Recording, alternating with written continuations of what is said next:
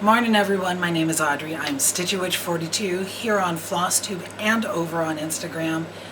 This is my channel about cross-stitch life, the universe, and everything. And today is Friday the 6th of September 2024.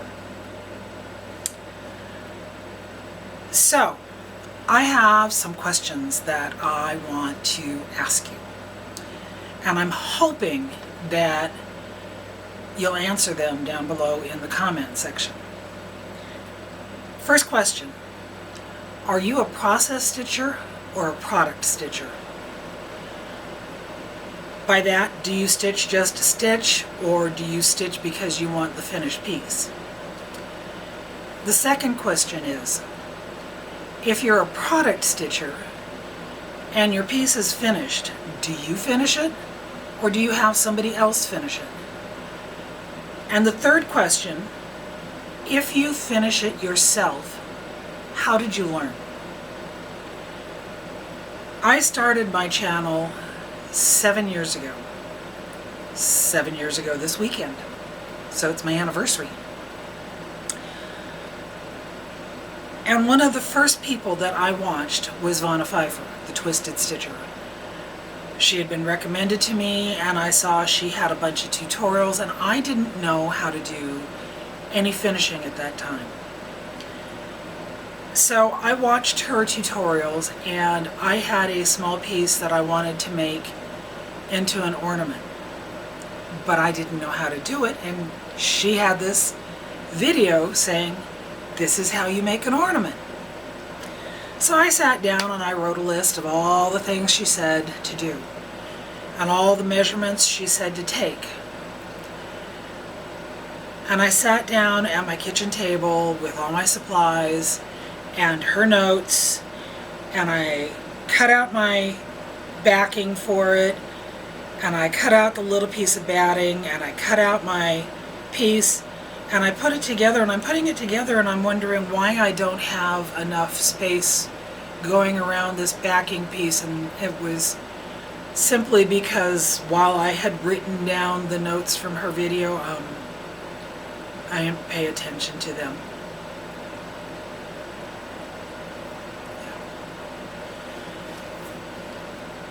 I still got an ornament out of it. It doesn't look bad, but it was definitely something that I had to learn to do better.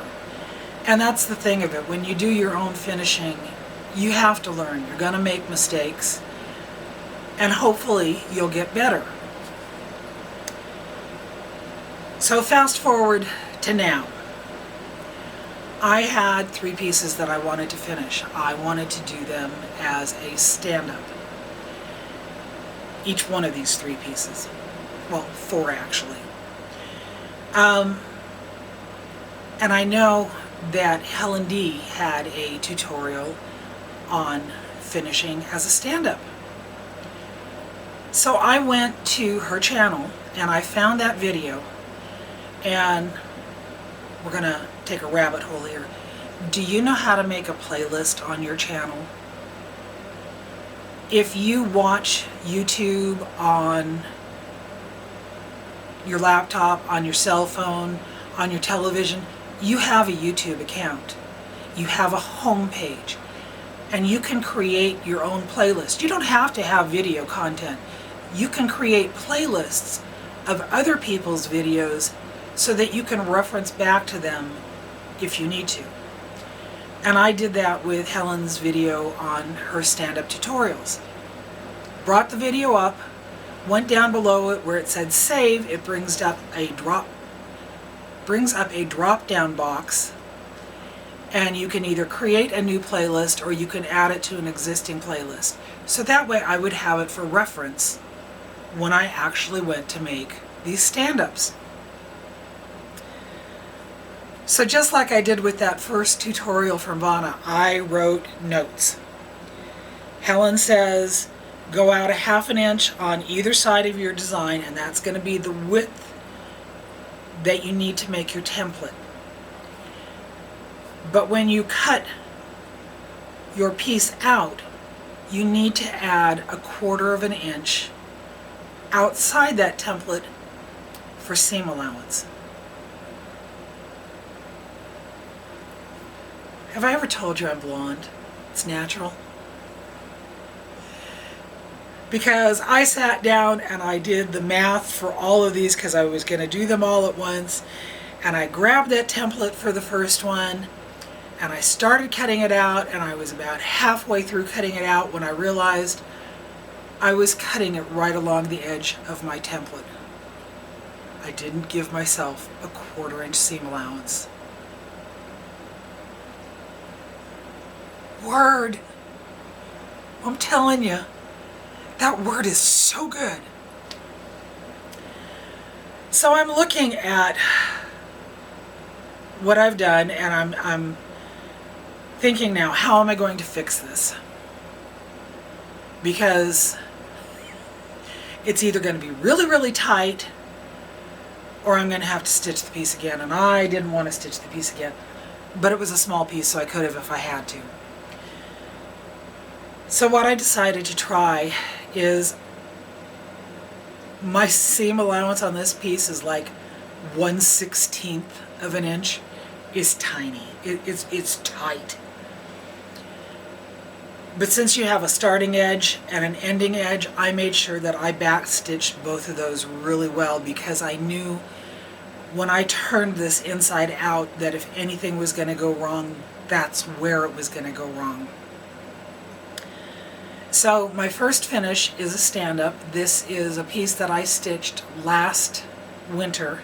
It was a freebie from Brookes Books, and this is Max. And he actually looks pretty good. There's good space on either side there, because there's an 1/18 of an inch. An 1/18, a 1/16 of an inch. This is Max. I shared him on Instagram. I think he's adorable. I made sure that I did listen to Helen when she said, pick out fabric that isn't really directional. So this is the back of Max, and that's his bottom.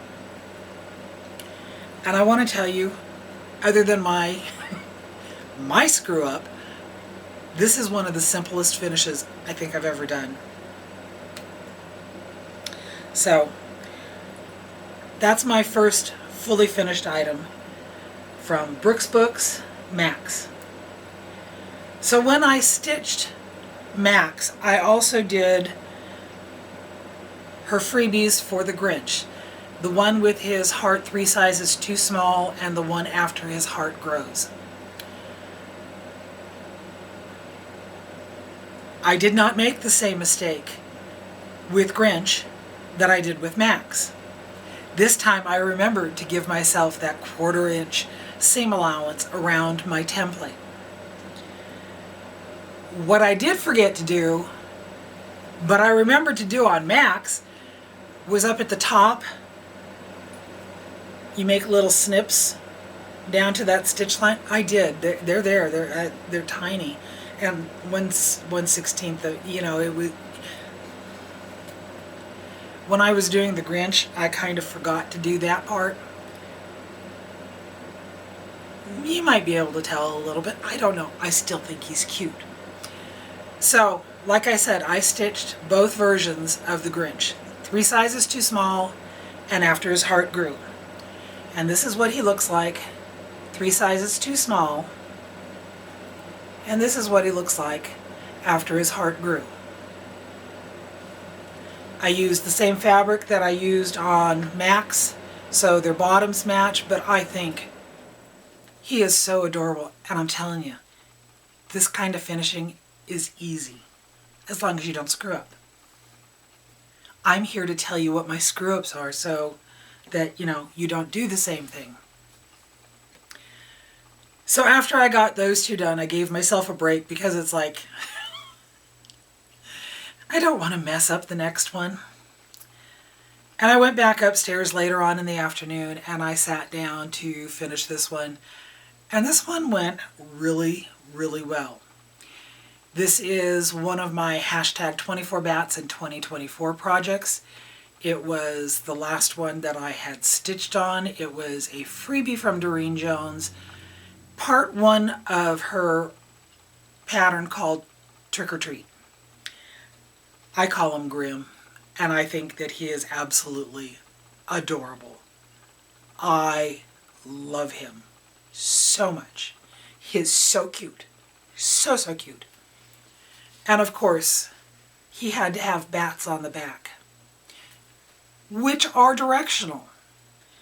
So when I did the bottom, I made sure that the bats on the bottom were flying the right direction so that they were flying with the bats on the back. So that's 4 finishes. 1, 2, 3, and 4 fully finished. Then I went on to work on a wool piece. This was when I went on my weekend with Anna and Cheryl up to Colleen's house in Snohomish. I went into the quilting store and I bought the wool project. What's the name of it? I don't know what the name of it is. I'll list it in the drop-down box below. But this was the first time that I really did a wool project all on my own. I've done others before, and when I started each of those, I had gone up to Anna's house and asked her to remind me how to do it. Well, I asked her with this one the same thing, and she goes, "This is my wool tutorial." So I went to her wool tutorial, and I saved it and created a playlist on my station, on my channel, that says wool, so that I will have it as a reference for future. I did buy those lights that you put it on. You know what it is. Light box. I bought a light box so that I could trace out the pieces. And I realized one thing watching Anna's video. This pattern was not reversed. She had made the comment in her tutorial that sometimes the designers will reverse the pattern for you so that when you cut out your pieces, it's going to look just like the finished piece on the cover of the pattern. This piece was not reversed, and I didn't realize that until after I had cut out most of the pieces. And for this design, it doesn't matter. If you're doing one that has words in it, that's going to make a difference, but this one didn't matter. So I put together my little hanging bat. This is project number 21 for my hashtag 24 bats in 2024. I was hoping to go up to Cheryl's house this week so that she could help me make it into a little bag. Life stuff happened and that wasn't able to happen, but I still have 3.5 months to get it finished. And part of my hashtag 24 bats in 2024 was just to work on 24 projects with bats within this year. Not necessarily that they had to be all finished, but I'm trying to finish them as I do them. And right now this is the only one that is not fully finished. I am really, really tickled with that. Did I say this is number 21? Yeah. So there are those. Then I decided, because stitching 24 bat projects in 2024, it's a lot. It's really a lot. And I've stitched other things in between, and it's just like, I'm ready for it to be over. I'm ready for it to be over. And what I realized that I've been doing in the process of this year is that I haven't quite become a monogamous stitcher on these projects, but it's close. I've had my Alphonse Mucha that I'm stitching on, I'll have another project that I'm stitching on, and then I have one bat project that I'm working on until it's done. and then I'd start another one, and I might finish one of my other projects and pick up another one, you know. But it was like one bat project, start it, finish it, start a new one. And I decided that I needed to just shake that up because I'm down to 3 projects that I want to get stitched before the end of the year. So the first one that I started, this is from the Drawn Thread, and it's called Little Bits of Halloween. When I bought this at Acorns and Threads, a couple of years ago, I wanted to stitch it right away. And when I first saw it, this was the version that I wanted to stitch. But when I went upstairs to grab this, I decided that I liked this version better. So this pattern, number one, I love the Drawn Thread. I think they have fantastic patterns. There's always some sort of specialty stitch in there. But this one is just a wee bit more complicated than I thought it was going to be. On the back here, it shows you the layouts. What it's going to look like if you do it as a square, what it's going to look like if you do it vertically, what it's going to look like if you do it horizontally, and then these here are each of the motifs that are used in both this one and this one. But when you open up the pattern to actually look at it, there's like 5 pages of patterns in there. One that has all the little motifs, one that has the letters for you to use for this version and this version, and they are different. But it really doesn't tell you how many spaces to put between each section. So, I have to think. I mean, it does say on the vertical one, stitch your letter and can't start the motif 2 stitches over, but it didn't say how many stitches to put between. So I keep taking a picture of this and blowing it up on my camera so that I can see where it's at and I can line up my next piece. It's been a process.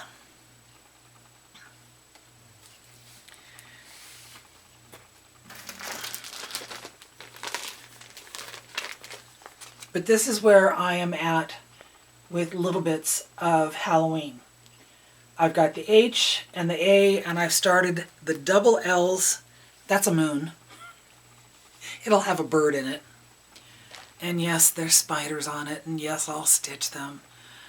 Because, you know. But I think that this will be really cute when it's done. And as you can see, it's going to be really, really narrow. So I will make a flat mount out of it. And I don't think this one is going to take very long. The vertical version is 37 stitches wide by 194 long. But seriously, each one of these is going really quickly because it is. So that is my 22nd hashtag 24 bats in 2024. And I spent 2 days working on it. And then I started. By the way, Kimberly, I'm using the bag that you gave me. It's perfect. All 3 of these fit in here. The next project that I started was a hands-on design fabric pattern put on the hat. So I went upstairs and I found this Ada, and that is where I'm at on put on the hat. Now, this shows you can finish it as a pillow and it gives you a square version, or you can do it the long way and do the drum. It comes with the velveteen, which is why I picked this color of fabric, because I thought the two of them would look good together. I'm going to try and do a drum finish on that one. This is project 23.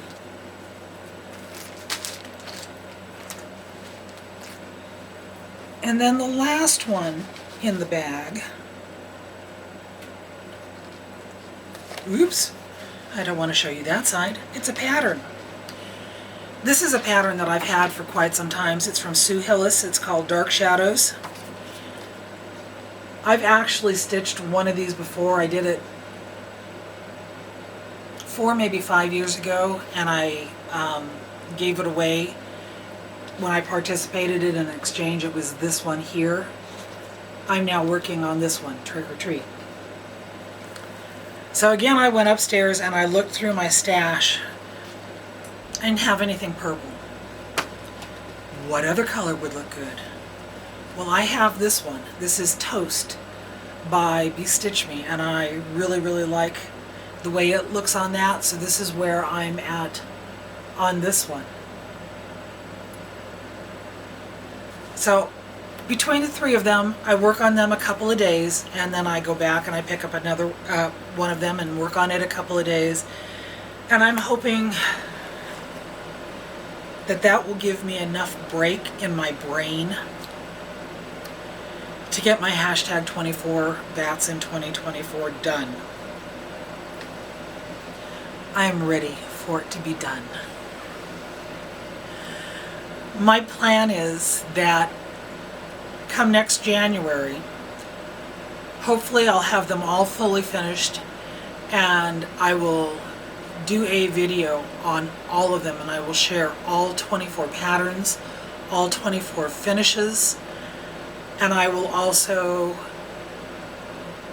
name who is going to win the $24 gift certificate to Acorns and Threads for participating with me. If you remember when I first started this, I said if anybody wanted to play along with me, use that hashtag 24bats in 2024, post it on Instagram and tag me in it. And there's been about, I think, 7 people who have played along with me. So come January, my plan is that I'm going to do a whole video on all of them and show you all the bats, and then try not to stitch another project with bats in it for any time. I was at Acorns and Threads yesterday and I go, what are you going to do for 2025? 25 this, 25... No, I'm not going to do that. No. Sometimes those people up there can just be rude. Just saying. Acorns and Threads has started a new Facebook group called Acorns and Threads, but it's Acorns ampersand Threads Friends. If you type that into your search engine on Facebook, you have to answer a couple of questions, and then you can join that page, and that's where people can share their finishes and chat and talk and just do what you do in Facebook groups. But it's Acorns ampersand Threads Friends. Acorns and Threads Friends. That's a tongue twister. Acorns and Threads Friends. Go check it out. One of the questions they asked, not to get into the group, but after I got into the group, it says, introduce yourself and how you found us. My reply was, I'm addicted to cross stitch, and Acorns and Threads is my support group. Full of the weirdest, wackiest people you could ever meet, and I think I like it. I think I do. Alright, so I've shown finishes, I've shown new starts. I did a giveaway on my video last time. This was a pattern that was sent to me from Amy. She has a floss tube channel called Harpy Stitch, and she stitched this version of the witch for me. She put it in a card, but it's not sealed into the card, So I'm thinking I'm going to take it out of there and make another stand-up out of it because I think it'll make a really cute stand-up. But anyway, I offered this pattern up, and it's going to Cindy Hofflinger, 5029. So Cindy, please contact me. My email is down below. Give me your full name and address, and I will get this sent out as soon as possible. Alrighty, what else have I been doing? Well, the last couple of weeks have been full of doctor's appointments. I had to go to the eye doctor. They wanted me to come in earlier in the year, and it was around the time that I was getting ready to retire, and I didn't know when my old insurance would end and when my new insurance would start, so I put it off, and I got in to see them. And yay me, I have the first signs of cataracts in both eyes. Yay!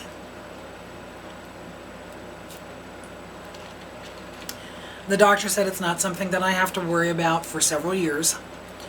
My sister, who is 8 years older than me, also had cataracts. And I contacted her afterwards to find out if she'd ever had the surgery done, and she said that she did about a year ago. So I may not have to deal with this for 7, 8, 10 years. The longer the better, as far as I'm concerned. But she told me I really need to start wearing sunglasses when I drive. I got prescription sunglasses the last time I drove, or I was there, but I thought since I'm going to be wearing them for driving, I wear bifocals. And I thought, I'll save myself a little bit of money and just get the 4 distance lenses. Don't do that, people. I can't wear them because, yes, I can see distance. I can't see a damn thing in my car. That's an issue, so I don't wear them. So I got new glasses, and when they told me the price, after all the things that have to be added to the glasses, whoa, yeah. But I got the bifocal sunglasses this time, so hopefully I won't need to be replacing them anytime in the near future. And the next time I'll go back to one of the just pay cash for them places and hopefully pay a heck of a lot less. What I'm saying is, go get your eyes checked. We need to take care of them because if we don't, it's going to make cross-stitching really, really hard. I went to see my family doctor for a regular appointment on Wednesday. Our family doctor was in high school, and Mark, my husband, at that time was a substitute bus driver and used to drive the bus that took our doctor to all the swim meets that he was involved in when he was in high school, and now he's our doctor.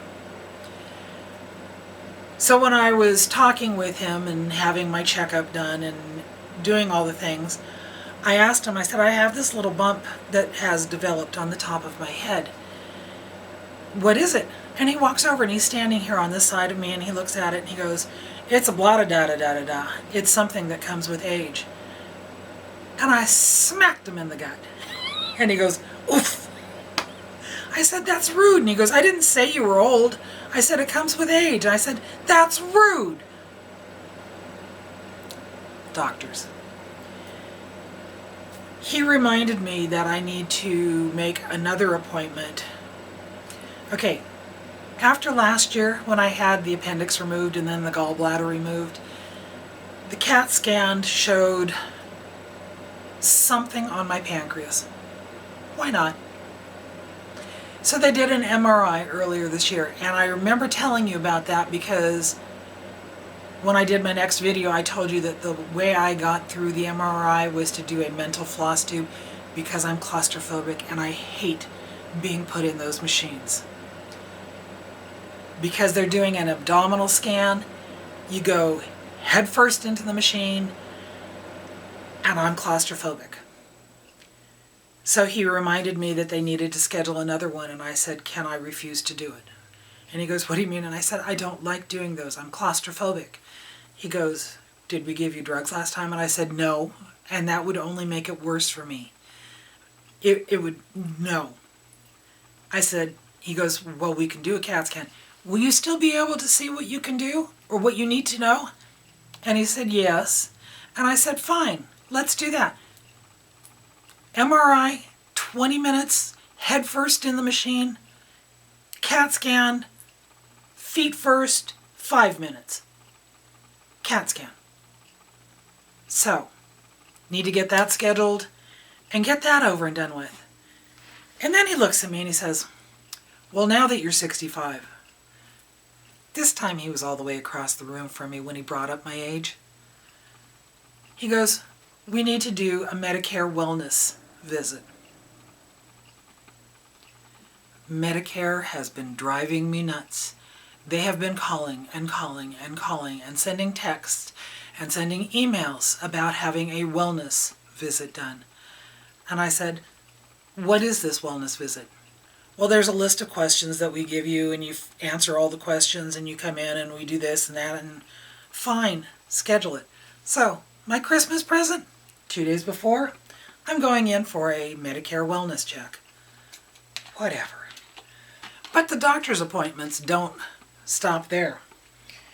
Because later on this afternoon, I get to go in for, as I refer to it, the boob squish, breast torture, a mammogram.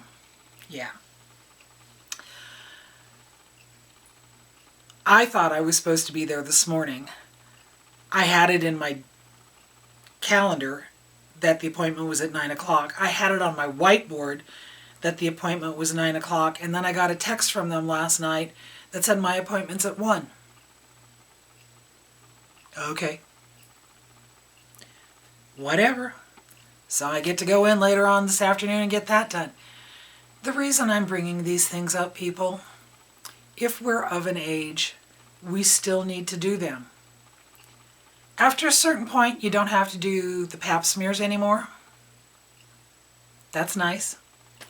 After a certain point, you don't have to do the colonoscopies anymore. That's nice.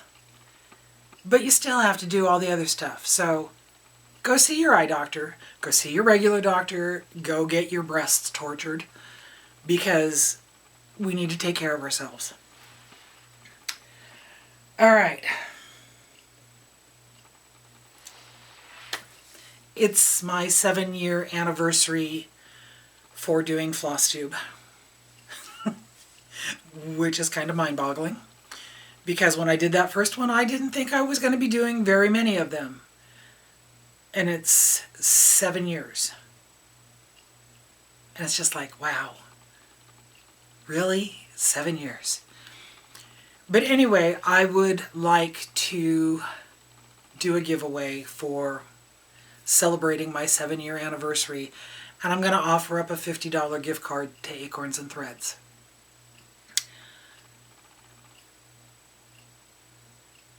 Please go to my email address in the drop box down below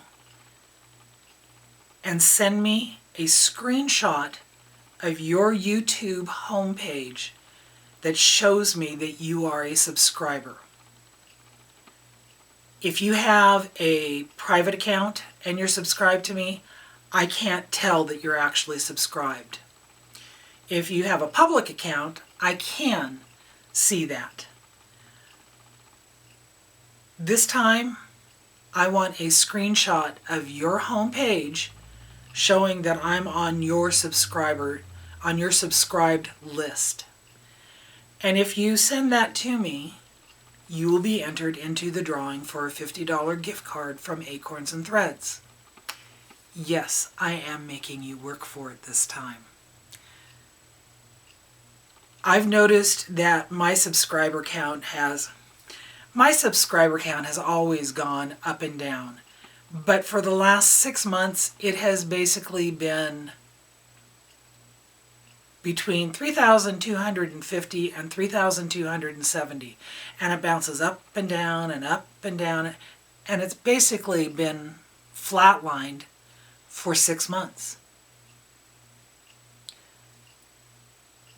I would like to see my channel grow, and the only way it grows is if people subscribe to me.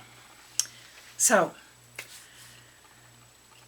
please, if you're interested, send me an email. My email is always down below. Make sure you spell my name correctly. On the subject line, put 7th year, and then send an attachment, which is just a screenshot showing that I am subscribed on your homepage. And if you do that, you will be entered for the drawing for a $50 gift card, because I want to make you work for it. So yesterday I was up at Acorns and Threads, my local support group.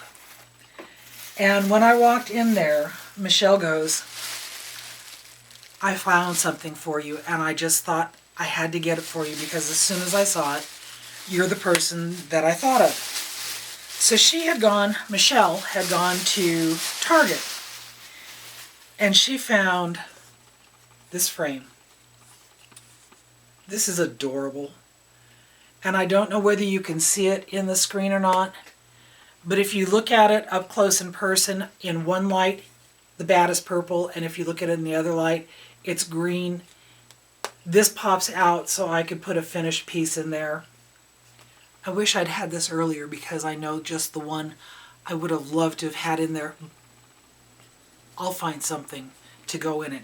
This is adorable. She said she got it at Target. I don't know how long ago that was, but you can always go check it out.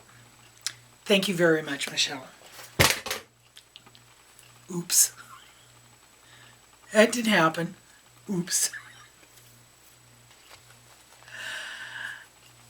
Anna brought for me, not from Anna, but actually from Julie, a ink circles pattern called Wings and Things, because it's got bats in it. It has 24 bats in it.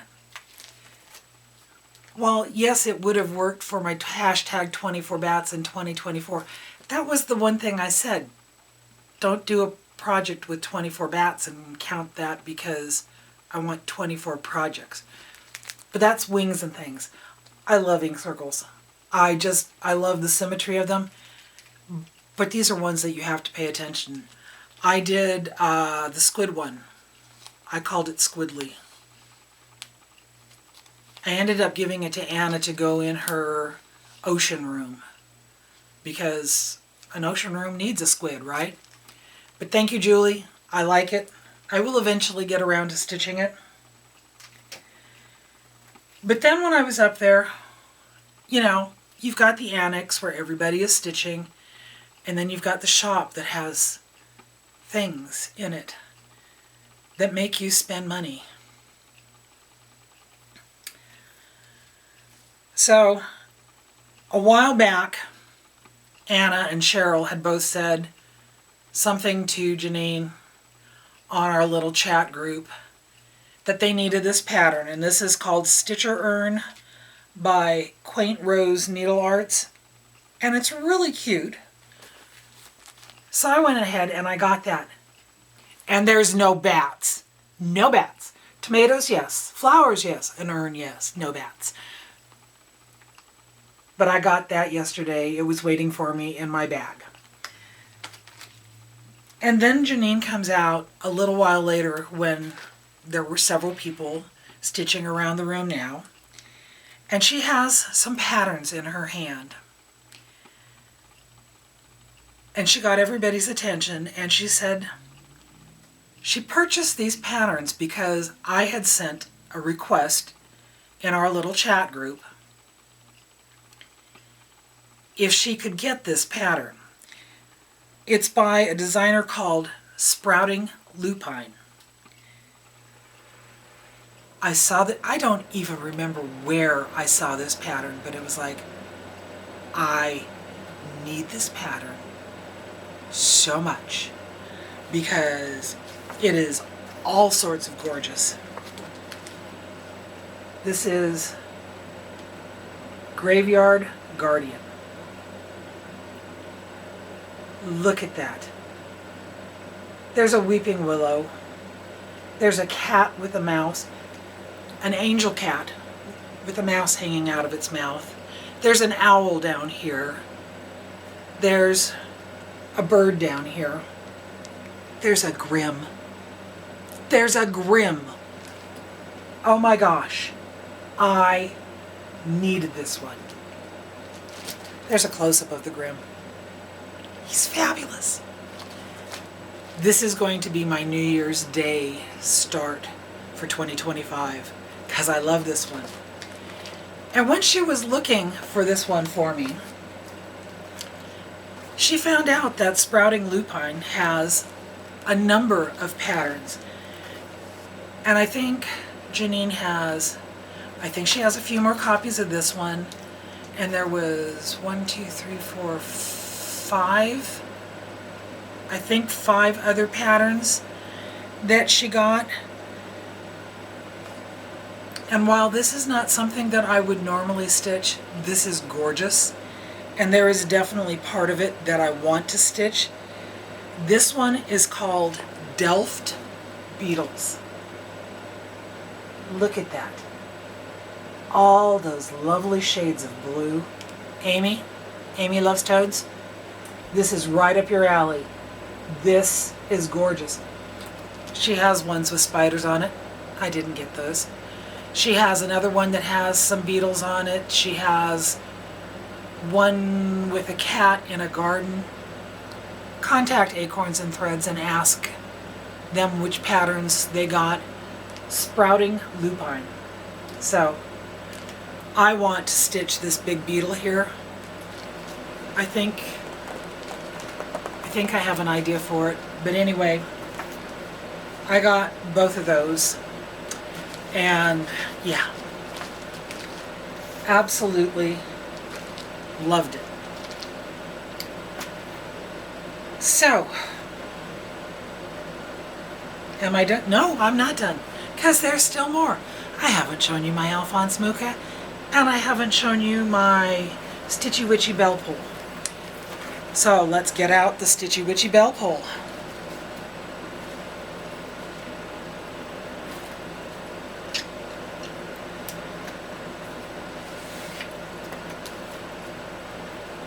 Okay, I need something behind it.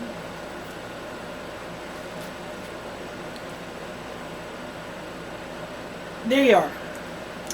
This is how far I've gotten on this. I came in the other day and I finished the word lace. I added that button there, and I added and started the top of my purple tomato. Because it's purple and black colors on this, I'm making a purple tomato. So this is where I'm at, and I'm continuing down on the sides when I'm working with the black. When I finish a word or something, then I just finish that out on the side to make sure that I get down to the bottom of it. And I love this. This is on Dames of the Needle. Mad Hatter's Tea Party. It's gorgeous fabric. And I think I'm going to have enough left over on the bottom of this for another piece that I want to stitch. We'll see. We shall see. So now I'm going to turn you around and show you where I'm at with my Alphonse Mucha. So hold on while I swivel the camera around and get rid of the light so that it's not right in your face.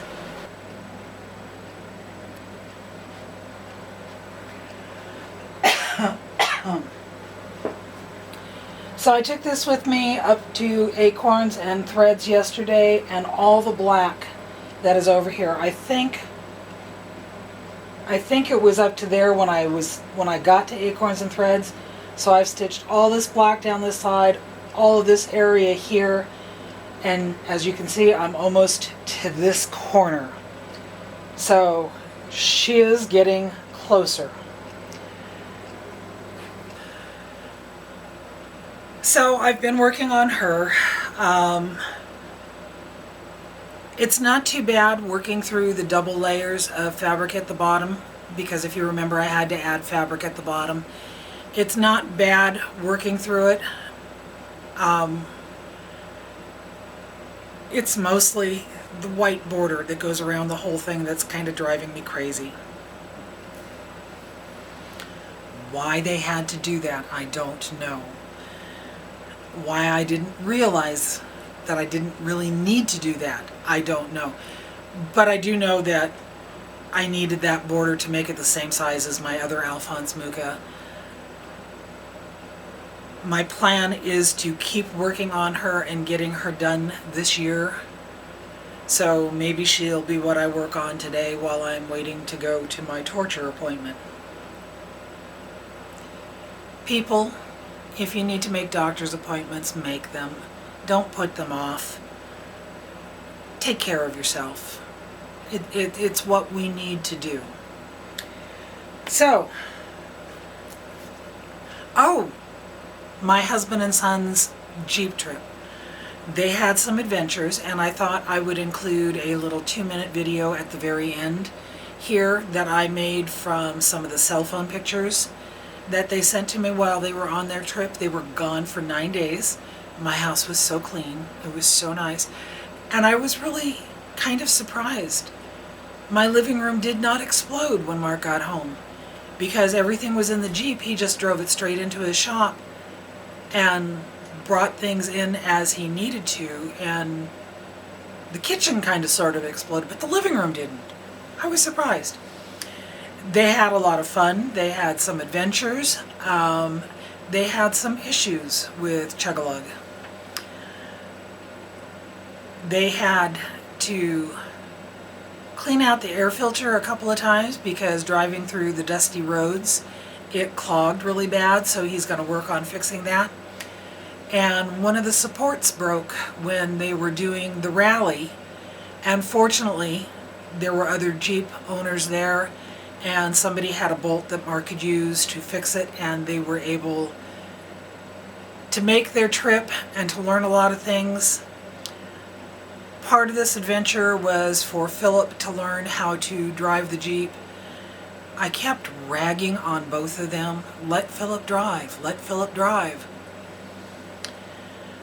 Mark finally let him drive on the way home, and I explained to him that when he got home, I said, Philip needs to know how to drive this vehicle, because if you and I are out somewhere and something happens to you, I cannot physically fit in that driver's seat because of my weight and the way it's put together, and my body doesn't bend. And I said, if something happens to you, the choices are either Philip has to come get it and drive it back home, or it gets left.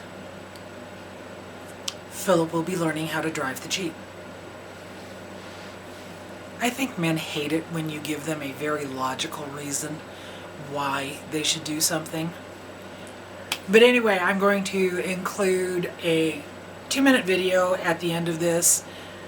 Pictures that they took on their 9-day road trip, and I hope you stick around and watch it and enjoy it. I loved listening to their stories when they got home. It sounds like they had a lot of fun, and they learned some stuff. Anyway, until we meet again, my friends, live long and stitch on. Bye-bye.